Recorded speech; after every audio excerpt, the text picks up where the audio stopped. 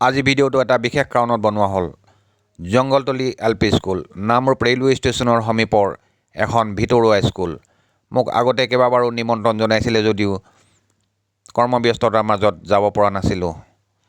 এই যে বাইদেউগৰাকী দেখিছে কিমাক্ষী বাইদেউ, এখেতৰ নিজ চিন্তাধাৰা নিজ খৰচত এটা স্পৰ্টছ এৱাৰনেছ প্ৰগ্ৰাম অৰ্গেনাইজ কৰিছিল। এতিয়া আহোঁ আচল কথাটোলৈ।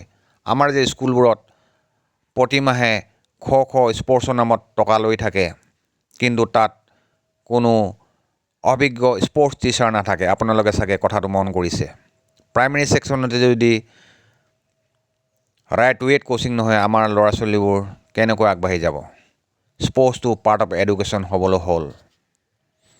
পাৰ্মানেণ্টকৈ নোৱাৰিলেও এভৰি আফটাৰ 1 মান্থ এজন অভিজ্ঞ স্পৰ্টছ টিচাৰ মাতি স্পৰ্টছৰ বেছিক নলেজবোৰ দিব পাৰিলে ভাল।